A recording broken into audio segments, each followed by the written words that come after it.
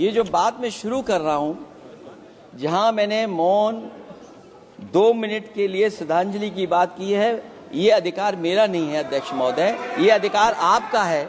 मुझे पूरा भरोसा है आप पर कि जब अभिभाषण की चर्चा खत्म हो रही होगी उस समय 2 मिनट का मौन श्रद्धांजलि जरूर दी जाए जो श्रद्धालुओं की जान गई है। नहीं अध्यक्ष महोदय, नहीं अभी 1 मिनट दे, आप लोग कुछ मत बोलो। नहीं कुछ नहीं। अध्यक्ष महोदय,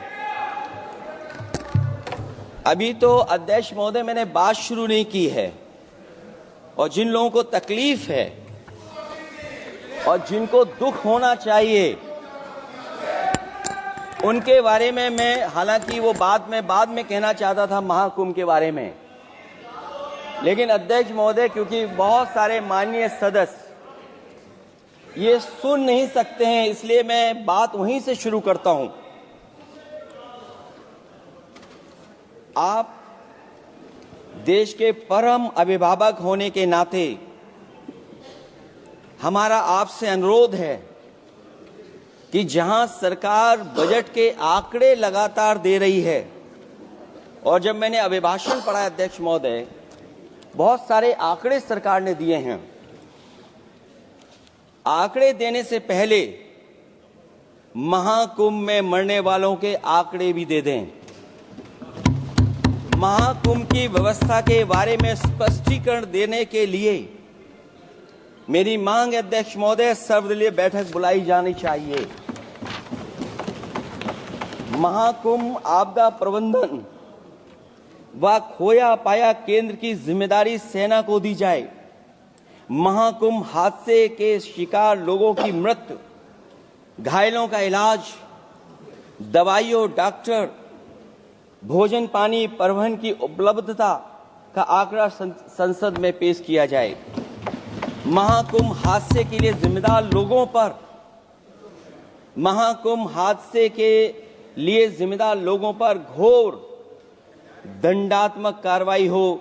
जिन्होंने सच छिपाया है उनको दंडित किया जाए।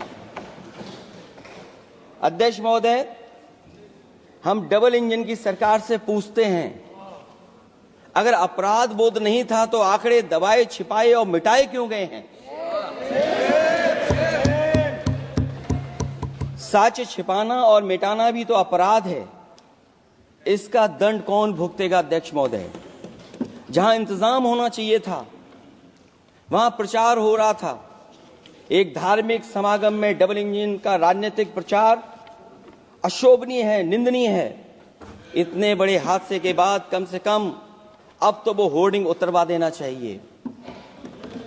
अध्यक्ष महोदय, महाकुंभ की जो तैयारी हुई, जो हम लोगों ने जाना वहां पर, महाकुंभ न केवल 144 साल के लिए ये कहा गया, बल्कि ये भी कहा गया कि पहली बार धरती पर इस तरह का डिजिटल और जो आधुनिक चीजें हैं, टेक्नोलॉजी, उसका इस्तेमाल कर करके महाकुंभ होने जा रहा है।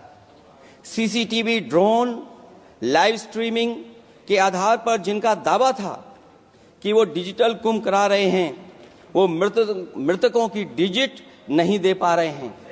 एक तरफ तो जो लोग डिजिटल डिजिटल डिजिटल अध्यक्ष महोदय कहने को थकते नहीं हैं, लेकिन जब कुंभ में इतना बड़ा हादसा हो गया है तो यही सरकार डिजिट नहीं दे पा रही है। हमारे अपने लोग मारे गए हैं, जिसमें परिवार का हर रिश्ता दिवंगत हुआ है। किसी की माता, किसी के पिता, किसी की बहू, किसी की बेटी, किसी का भाई बहन, चाचा चाची। बच्चों के आंकड़े तो अभी तक नदारद हैं। खोया पाया केंद्र ही लोगों को तो नहीं मिल रहा है। जो खोया पाया केंद्र था उसको भी लोग पा नहीं पा रहे, ढूंढ नहीं पा रहे। अध्यक्ष महोदय, कुंभ कोई पहली बार नहीं हो रहा है। कुंभ का आयोजन सदियों से होता आया है। हमारे पौराणिक और हमारे इतिहास के दस्तावेज ये बताते हैं कि समय समय पे जो भी सरकारें रही होंगी, जिसका भी राज रहा होगा अध्यक्ष महोदय, उसने महाकुंभ या इस तरह के कुंभ का आयोजन किया है।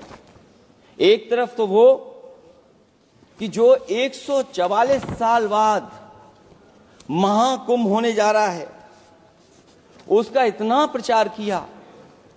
और मैंने तो कई टीवी इंटरव्यूज में, कई समाचार चैनलों पर ये बात सुनने में आई और सुनते रहे हम लोग कि सरकार ने 100 करोड़ लोगों के आने का इंतजाम किया है। और अगर 100 करोड़, अध्यक्ष महोदय, अगर ये बात गलत है तो मैं रिजाइन आपको देना चाहता हूं। अगर अध्यक्ष महोदय, ये माननीय सदस्य लोग अगर ये नहीं सुन पा रहे हैं तो मैं इनको एक एक को, आप नहीं गए स्नान करने, आप स्नान करने नहीं गए, इसीलिए इस तरह की भाषा का इस्तेमाल कर रहे हैं। अध्यक्ष महोदय, ये कहा गया कि 144 वर्ष के बाद ये हो रहा है। जहां तक मेरी समझ और जानकारी कहती है, जो एस्ट्रोनॉमी और एस्ट्रो चीजों को समझते होंगे वो ये स्वीकार करते होंगे जो भी कुंभ होता होगा वो 144 वर्ष के बाद ही होता होगा। लेकिन ये कहा गया कि नक्षत्र ऐसे हैं, तो मैं अध्यक्ष महोदय सरकार से कहना चाहता हूं कि सतयुग से लेकर के कलयुग तक ये सनातन परंपरा रही है कि संत महात्मा साधु समाज मुहूर्त के हिसाब से शाही स्नान करते हैं। उसमें नक्षत्रों के हिसाब से जो सहयोग बनता है वही शाही स्नान का मुहूर्त होता है। लेकिन भाजपा के राज में ये सनातन परंपरा टूट गई। पहले सरकार ने संत समाज को शाही स्नान रद्द करने का आदेश दिया, जिससे अनादिकाल की सनातन परंपरा टूटी। और फिर जब देश भर ने ये बात उठी, देश भर में ये बात उठी, तो उन्होंने हाथ से को छिपाकर फिर से आदेश दिया कि अखाड़े शाही स्नान करने जाएं। इससे सरकार ने पावन मुहूर्त के स्थान पर अपने मनमाने समय पर स्नान कराने का आदेश दिया। बात उस दिन या तिथि की नहीं होती है, बल्कि निश्चित मुहूर्त काल की होती है। ये सनातन परंपरा तोड़कर इन लोगों ने अच्छा नहीं किया।